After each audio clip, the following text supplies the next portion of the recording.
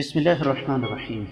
قال الله تبارك وتعالى بعد أعوذ بالله السميع العليم من الشيطان الرجيم إن عدة الشهور عند الله 12 شهرا في كتاب الله يوم خلق السماوات والأرض منها 4 حرم ذلك الدين القيم فلا تظلموا فيهن أنفسكم وقاتلوا المشركين كافة كما يقاتلونكم كافة واعلموا أن الله مع المتقين. معزز خواتین و حضرات، اللہ ملک العلام رب الجلال والاکرام کی توفیق اور اس ذات بابرکات کے فضل و کرم سے آج منگل کا دن ہے 23 جمادی الثانی 1441 ہجری 18 فروری 2020 عیسوی، اور ہمارے سبق کا موضوع اللہ ملک العلام رب الجلال والاکرام کی پاکیزہ کتاب قرآن مجید کا 10واں پارہ سورہ مبارکہ کا نام توبہ اور 36ویں آیت مبارکہ. اللہ تعالیٰ فرماتے ہیں ان عدت الشہور، بلا شبہ مہینوں کی گنتی عند اللہ، اللہ تعالیٰ کے ہاں 12 شہرن 12 ہے، 12 مہینے ہیں. فی کتاب اللہ، اللہ تعالیٰ کی کتاب میں. یوم خلق السماوات والارض، جب سے اللہ نے زمین و آسمان کو پیدا فرمایا ہے. منہا 4 حرم، ان میں 4 مہینے حرمت والے ہیں. ذالک الدین القیم، یہ پختہ دین والا راستہ ہے. فلا تظلموا فیہن انفسکم، ان مہینوں کے دوران تم لوگ اپنی جانوں پر ظلم نہ کرو. وقاتلوا المشرکین کافہ، اور تم قاتلو قتال کرو، لڑائی کرو، المشرکین مشرکین کے ساتھ، کافتن مل کر، کما یقاتلونکم جس طرح وہ تمہارے خلاف لڑتے ہیں، کافتن آپس میں مل کر. واعلموا، اور یہ بات اچھی طرح جان لو کہ ان اللہ بلا شبہ اللہ رب العزت مع المتقین پرہیزگاروں کے ساتھ ہے. بامحاورہ ترجمہ سماعت فرمائیے گا. بلا شبہ مہینوں کی گنتی اللہ کے ہاں 12 ہے، اور یہ اللہ تعالیٰ کی کتاب میں ہے جب سے زمین و آسمان کو اللہ تعالیٰ نے پیدا فرمایا. ان میں سے 4 مہینے حرمت والے ہیں، اور یہی سیدھا راستہ ہے، یہی دین کا سیدھا راستہ ہے. ان مہینوں میں اپنی جانوں پر ظلم نہ کرو، اور مشرکین سے اس طرح اکٹھے ہو کر مل کر لڑو جس طرح یہ تمہارے خلاف اکٹھے ہو کر مل کر لڑتے ہیں. اور یہ بات جان لو کہ اللہ رب العزت پرہیزگاروں کے ساتھ ہیں.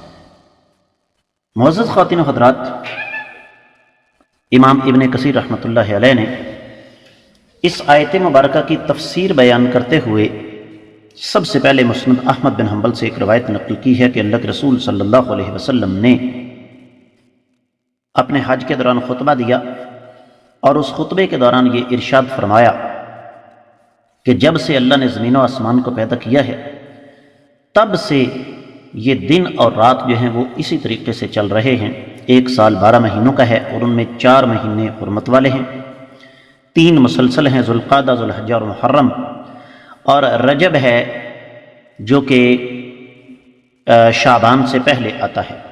پھر پوچھا آپ علیہ الصلوۃ والسلام نے یہ کون سا دن ہے، تو صحابہ کرام فرمانے لگے اللہ اور اس کے رسول صلی اللہ علیہ وسلم بہتر جانتے ہیں. نبی علیہ السلام خاموش رہے، یہاں تک کہ صحابہ کرام کے ذہن میں یہ بات آ گئی کہ شاید آقا علیہ الصلوۃ والسلام اس کا کوئی اور نام لیں گے. آپ نے فرمایا کیا یہ قربانی کا دن نہیں ہے؟ ہم نے کہا کیوں نہیں؟ پھر فرمایا یہ مہینہ کون سا ہے؟ ہم نے کہا اللہ اور اس کے رسول صلی اللہ علیہ وسلم بہتر جانتے ہیں. آقا علیہ الصلوۃ والسلام خاموش رہے، یہاں تک کہ ہم نے یہ سمجھا کہ شاید آقا علیہ السلام اس کا کوئی اور نام لیں گے. آپ نے فرمایا کیا یہ ذوالحجہ نہیں؟ ہم نے کہا کیوں نہیں؟ پھر آپ نے پوچھا کہ یہ شہر کون سا ہے؟ ہم نے کہا اللہ اور اللہ کے رسول صلی اللہ علیہ وسلم بہتر جانتے ہیں. تو نبی علیہ السلام خاموش رہے، یہاں تک کہ ہم نے سمجھا شاید اس کا کوئی اور نام نبی علیہ الصلوۃ والسلام لیں گے. تو آپ علیہ الصلوۃ والسلام نے ارشاد فرمایا کیا یہ امن والا شہر نہیں ہے؟ ہم نے فرمایا، ہم نے عرض کی کیوں نہیں؟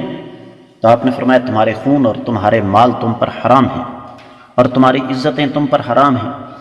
جس طرح آج کا دن حرمت والا ہے، یہ مہینہ حرمت والا ہے، یہ شہر حرمت والا ہے، اور ان قریب تم اپنے رب سے ملاقات کرو گے، اور رب کائنات تم سے تمہارے اعمال کے بارے میں سوال کریں گے. پھر فرمایا خبردار میرے بعد کفر کی طرف لوٹ کر گمراہی کی طرف لوٹ کر نہ چلے جانا، تم ایک دوسرے کی گردنیں کاٹنے لگو، کیا میں نے اللہ تعالیٰ کا پیغام پہنچا دیا؟ تو پھر فرمایا جو اس وقت موجود ہے وہ اس تک بات پہنچا دے جو موجود نہیں ہے، کیونکہ شاید جس تک بات پہنچائی جائے وہ سن کر بیان کرنے والے سے اچھی طریقے سے سمجھ سکے۔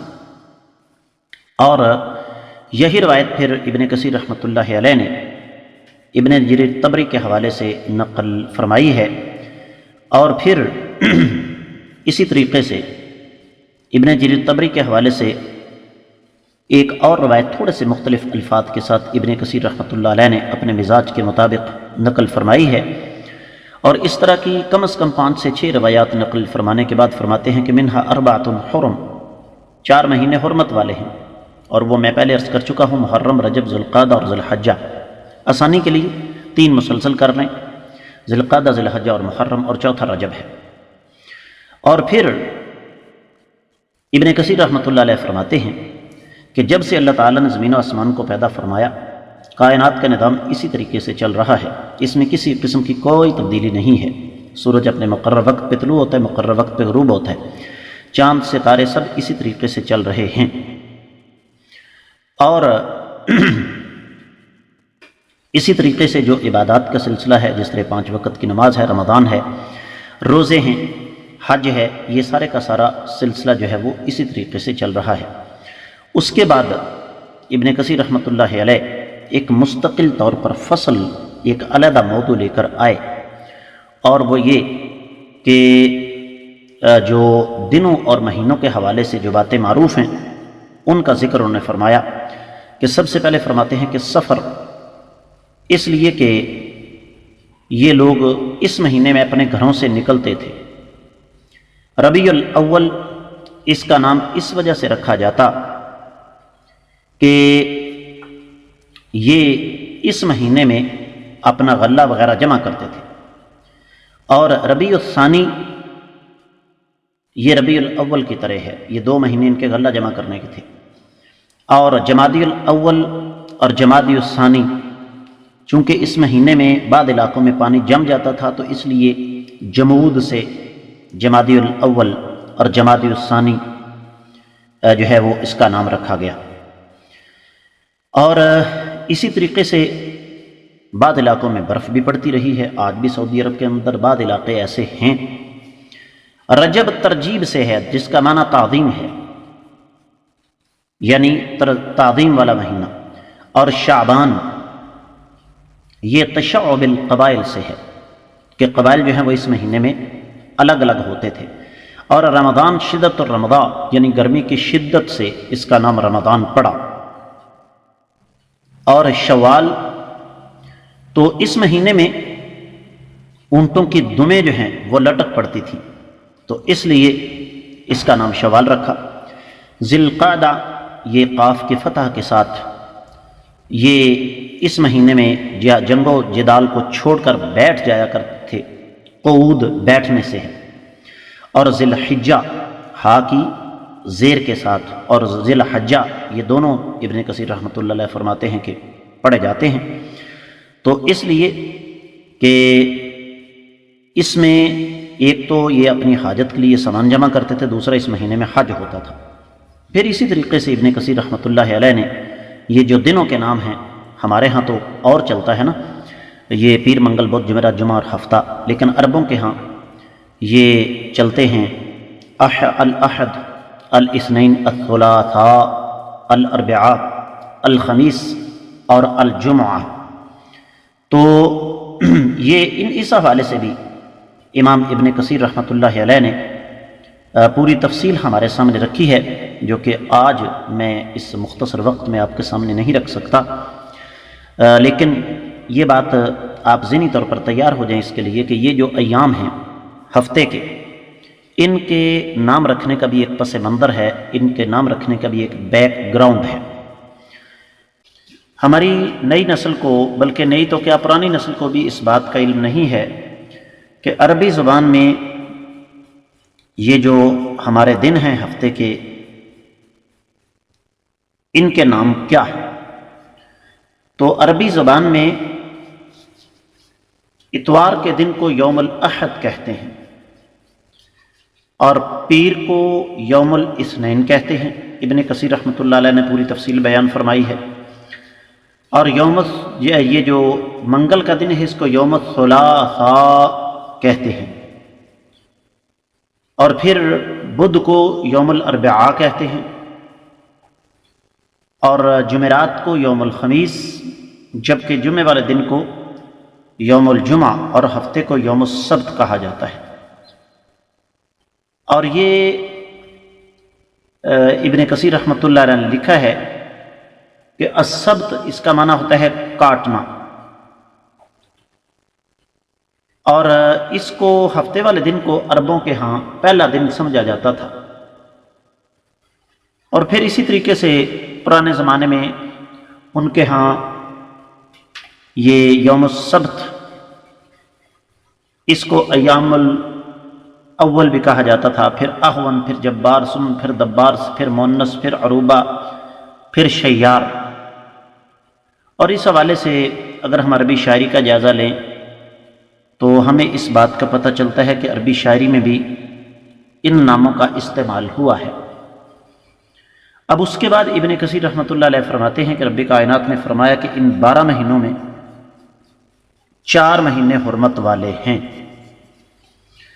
اور یہ کائنات کے امام صلی اللہ علیہ وسلم کی تشریف آوری سے پہلے بھی سلسلہ تھا کہ عرب ان 4 مہینوں کا بڑا احترام کرتے تھے، اور ان 4 مہینوں کو حرمت والا سمجھا جاتا تھا۔ اور جیسے میں کل کے سبق میں آپ کو بتا چکا ہوں کہ ان میں 3 مسلسل ہیں، ذی القعدہ، ذی الحجہ، محرم، اور چوتھا رجب ہے۔ اور ان حرمت والے مہینوں میں جو ایک خود اختیاری جنگ ہے وہ نہیں کی جا سکتی، یعنی دشمن پر خود حملہ آور نہیں ہوا جا سکتا۔ اور ظاہر سی بات ہے یہ حرمت والے مہینوں کا احترام تو ہمارے ہاں ہے، ضروری تو نہیں کہ جو اسلام دشمن طاقتیں ہیں وہ بھی ان کا احترام کریں۔ تو اس کا مطلب یہ نہیں ہے کہ اگر وہ ہم پر حملہ آور ہوں تو ہم ہاتھ پر ہاتھ دھرے بیٹھے رہیں اور اپنا دفاع نہیں کر سکتے۔ اپنا دفاع کرنے کا حق ہمیں حاصل ہے۔ اللہ تعالیٰ فرماتے ہیں ذالک الدین القیم۔ ابن کثیر رحمۃ اللہ علیہ نے فرمایا اس کا معنی یہ ہے کہ ذھذا هو الشرع المستقیم، یہ سیدھی شریعت ہے کہ اللہ تعالیٰ کے احکامات کے مطابق ان حرمت والے مہینوں کا احترام کرنا یہ باقاعدہ دین ہے۔ فرمایا فلا تظلموا فیہن انفسکم، ان مہینوں میں اپنی جانوں پر ظلم نہ کرو۔ اس کا مفہوم یہ ہے کہ جس طرح بیت اللہ میں ایک نماز پڑھیں تو 1,00,000 نماز کا ثواب ہے۔ سورۃ الحج کی 25ویں آیت مبارکہ نقل فرمائی ہے ابن کثیر رحمۃ اللہ علیہ نے وَمَن يُرِدْ فِيهِ بِإِلْحَادٍ بِظُلْمٍ نُذِقْهُ مِنْ عَذَابٍ أَلِيمٍ۔ تو بالکل اسی طرح وہاں اگر بیت اللہ میں کوئی گناہ کیا جائے تو اس کی سختی بھی زیادہ ہے۔ تو اسی طریقے سے یہ جو حرمت والے مہینے ہیں اگر ان مہینوں میں کوئی گناہ کیا جائے تو وہ زیادہ شدید ہوگا۔ تو ابن کثیر رحمۃ اللہ علیہ کے بقول سیدنا عبداللہ بن عباس رضی اللہ تعالیٰ عنہ فرماتے ہیں کہ رب کائنات نے اپنی جانوں پر ظلم تو مطلق طور پر حرام قرار دیا، لیکن ان مہینوں میں زیادہ گناہ ہے اس کا، جس طرح کہ امام قتادہ فرماتے ہیں کہ اللہ رب العزت نے اپنی مخلوق میں سے فرشتوں کو چنا، پھر رسولوں کو چنا، اور پھر عام لوگوں میں سے نیک لوگوں کا انتخاب فرمایا، پھر ساری زمین میں سے مساجد کو چنا، مساجد میں سے کچھ مساجد کو زیادہ فضیلت دی۔ اسی طریقے سے اللہ تعالیٰ نے مہینوں میں سے رمضان اور حرمت والے مہینوں کو چنا، ایام میں سے جمعہ کے دن کا انتخاب فرمایا، راتوں میں سے لیلۃ القدر کا اہتمام فرمایا۔ تو جن چیزوں کو اللہ تعالیٰ نے عظمت والی قرار دیا ہے ہمیں بھی انہیں عظمت والی چیزیں سمجھنا چاہیے۔ اور اس کا مطلب یہ ہوا کہ ان مہینوں کی فضیلت عام مہینوں سے زیادہ ہے، ان مہینوں میں کیا گیا گناہ اس کی شدت عام گناہوں کی نسبت زیادہ ہے۔ پھر فرمایا وقاتل المشرکین کافہ، مل کر کافروں مشرکین کا مقابلہ کرو، کما یقاتلونکم کافہ، جس طرح وہ تمہارے خلاف میدان میں اترتے ہیں، اور وَاعْلَمُوا أَنَّ اللَّهَ مَعَ الْمُتَّقِينَ، کہ اس بات کو اچھی طرح جان لو کہ اللہ تعالیٰ پرہیزگاروں کے ساتھ ہے۔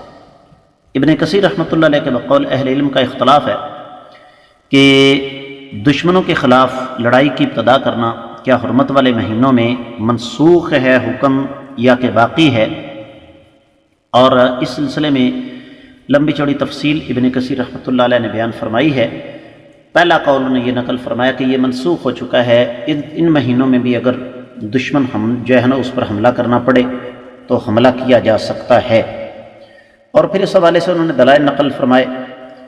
اور دوسری طرف جو دوسری رائے ہے کہ یہ جائز نہیں ہے، تو اس پر بھی انہوں نے دلائل نقل فرمائے، لیکن صحیح بات یہی معلوم ہوتی ہے کہ ان مہینوں میں دشمن کے خلاف ہم بذات خود جنگ کی ابتدا نہیں کر سکتے، البتہ دشمن اگر حملہ آور ہو جائے تو ہم اپنا دفاع کرنے کا حق جو ہے وہ رکھتے ہیں۔ اور پھر اس حوالے سے ابن کثیر رحمۃ اللہ علیہ نے یہ جو بات ہے وقاتل المشرکین کافہ کما یقاتلونکم کافہ، اس کی تفسیر بیان کرتے ہوئے فرمایا کہ یہ ایک اصل میں جملہ مستانفہ ہے، درمیان میں اللہ تعالیٰ نے اس جملے کو نقل فرمایا کہ اگر وہ تمہارے خلاف تیاری کر کے میدان میں آتے ہیں تو تمہیں اپنا دفاع کرنے کا پورا حق حاصل ہے۔ اور اس حوالے سے پھر انہوں نے مثال دی ہے کہ اللہ کے رسول صلی اللہ علیہ وسلم نے اہل طائف کے مقابلے میں تیاری کی اور حوازن کے خلاف نبی علیہ الصلوۃ والسلام نے تیاری کی، لیکن ان ظالموں نے دراصل جنگ کی ابتدا بذات خود کی تھی اور انہوں نے بذات خود جنگ کی دعوت دی تھی۔ تو یہ طے شدہ بات ہے کہ اگر مسلمانوں پر کوئی حملہ آور ہوگا تو مسلمان پھر آرام سے نہیں بیٹھیں گے، اور صحیح بات بھی معزز خواتین و حضرات یہی معلوم ہوتی ہے کہ اگر دشمن ہمارے خلاف تیاری کر کے میدان میں اترتا ہے تو ہم اپنے دفاع کا حق جو ہے وہ محفوظ رکھتے ہیں۔ یہ نہیں ہے کہ دشمن نے اگر آپ پر حملہ کر دیا تو ہم اس وجہ سے ہاتھ پر ہاتھ دھرے بیٹھے رہیں کہ جی کوئی بات نہیں ہے، حرمت والے مہینے گزر جائیں تو پھر ہم ان کا مقابلہ کریں گے۔